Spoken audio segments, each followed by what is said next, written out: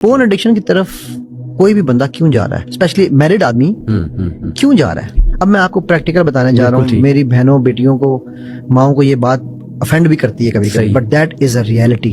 And date जो है वो हाथ गले लगाए बगैर तो हो ही नहीं सकता ना। मतलब आप कहें जी हमने वहां बैठ के तिलावत की थी दोनों ने, आई एम सॉरी यार, I don't agree with that, right? 30 to 40 women have very high sexual need। सही। मैं एक केस है मेरे पास आया हुआ। अली वो सगी भांजियां हैं 3 और मामू तीनों भांजियों के साथ खेल चुका है बारी बारी। वो उस बच्चे ने इस बच्ची को ऑलरेडी वो मोलेस्ट कर चुका है, बल्कि रेप कर चुका है। सही। और मल्टीपल टाइम्स।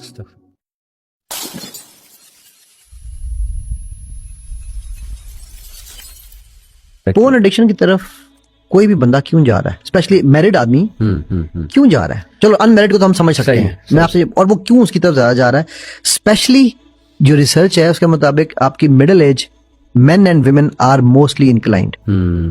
ठीक है, what do you think is the reason?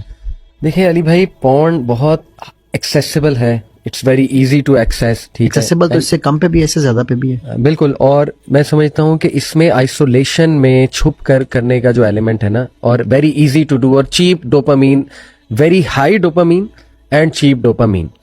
तो ये जो हमारी, मैं इसको ओवरऑल ऐसे देखता हूँ कि फितना यही है जो नबी में हदीस में मेंशन किया ना, कि लिटरली दज्जाल से तो भाग जाना। ये दज्जाली चीजें हैं, मैं समझता हूँ, जिनसे भागना चाहिए। ये टेक्निकली ठीक है, बट प्रैक्टिकली ये क्यों हो रहा है? जी, ये मेरी एक रिसर्च है। मैं सॉरी, ये बस एक बात अपनी बता दूं कि मैं ये समझता हूं कि हमारे ब्रेन की रीवायरिंग प्रॉपर उसके मुताबिक हो चुकी है कि प्लेजर अब हमें वर्चुअल चीजों में मिल रहा है। ब्रिलियंट। ये मेरा जो है ना इसमें पर्सपेक्टिव। अच्छा, इसमें अली ये तो वो है जो टेक्निकल बात है। सही। अब मैं आपको प्रैक्टिकल बताने जा रहा हूँ। मेरी बहनों बेटियों को, माओ को ये बात अफेंड भी करती है कभी कभी, but that is a reality. बिल्कुल ठीक। अली मेरी रिसर्च में तकरीबन मुझे देखो 15-16 साल हो गए हैं ये काम करते हुए। ठीक है, 30 to 40 women have very high sexual need। सही सही। ठीक है, ठीक। 40 to 50 their need subside and men's need rise। सही। जैसा मिड लाइफ क्राइसिस कहते हैं ना। ठीक। अच्छा, उसकी रीजन क्या है? 30 to 40 में बंदा अपने आप को सेटल कर रहा होता है, प्रोफेशनली अपने आप को काम में लगा हुआ ये चीजें कर रहा है। 40 के करीब आके वो 40, 41, 42 में आके वो थोड़ा सा स्टेबलाइज होता है। देन ही रियलाइजेस कि ओह now this is what I missed. औरत उस वक्त तक ठंडी हो चुकी होती है, सबसाइड हो चुकी होती है। अब वो क्या करती है कि मेरे पास जो मेजोरिटी मैरिड केसेस आते हैं, they are between the age of 35 to 45। ठीक है, अब वो क्या होता है, औरत कहती है क्या यही जरूरी है? क्या इसको यही चाहिए था मेरे से? जब मुझे जरूरत थी ये कहाँ था? ठीक। अब मेजर नहीं करना। अब उस वक्त बंदे के पास पैसा भी आ चुका है। ठीक, उसके पास टाइम भी है अब स्पेयर करने के लिए। बीवी उसको अपने से दूर कर रही है। सही। जो उसका राइट है, ठीक, जो दोनों का राइट है, बिल्कुल ठीक, वो उसको नहीं दे रही। ठीक है, अच्छा, और फिर उसके बाद वो उसको रिडिक्यूल भी कर रही है, लड़ाइयां भी हो रही हैं और बहुत बदमज़गी पैदा हो रही है रिलेशन में। अब अगर वो कहता है कि मुझे दूसरी शादी करनी है, तो पूरा मुआशरा उस पर थू थू करता है। सही। मैं अभी एक रिसेंट केस करके हटा हूँ, मतलब 6 महीने पुरानी बात है। वो कहती थी कि ये जाके रोज किसी के साथ सोए, मुझे फर्क नहीं पड़ता, शादी की बात ना। बिल्कुल ठीक, बिल्कुल ठीक। ऐसे जुमले हमने भी सुने। ठीक हो गया। मैंने से पूछा, मैं कहा तो आप कहते जहन्नुम में तो ये जाएगा ना, ना सोए। सही। मतलब मैं भी नहीं सोने दूंगी, ठीक, किसी और के साथ भी ना सोए, अगर उसने जन्नत में जाना है तो। ठीक होगी बात ना? ये मैं प्रैक्टिकल बता रहा हूँ, बहुत प्रैक्टिकल बात है। ठीक। अब हो क्या रहा है कि उस वक्त में जो बॉन्डिंग है वो होती है, टूटती है। And easiest access is on your phone. सही। ठीक। अब आप कहते हैं यार कब तक मैं फोन के ऊपर रहूं? बिल्कुल ठीक। फिर आप सेक्सटिंग में जाते हैं, फिर सेक्सटिंग से जो है आप नेक्स्ट लेवल पे जाते हैं, डेटिंग पे। जी हाँ। ठीक है, एंड डेट जो है वो हाथ गले लगाए बगैर तो हो ही नहीं सकता ना। मतलब आप कहें जी हमने वहां बैठ के तिलावत की थी दोनों ने, आई एम सॉरी यार, I don't agree with that, right?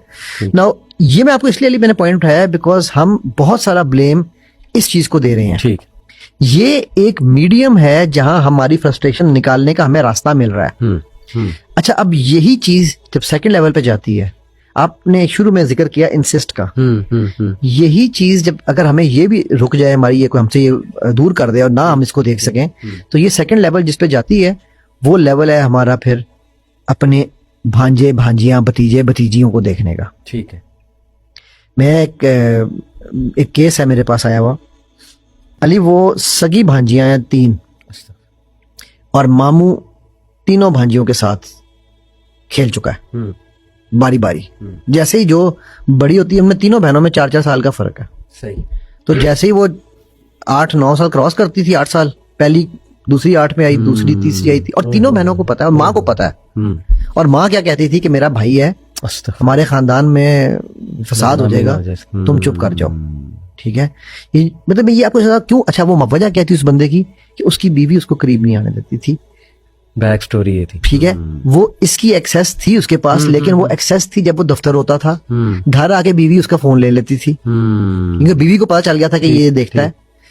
अच्छा, मुझे उसकी बीवी ने बताया कि सर मैंने इसको अपनी भांजी के साथ पकड़ा है। उसके बाद उसकी भांजियां मेरे पास एक और मतलब इशू के लिए आई कि जी मुझे इसको वो डिप्रेशन की में चली गई थी। सही। तो वो जब आई तो उसने बताया कि मेरे डिप्रेशन की वजह मेरा मामू है। सही। ठीक है।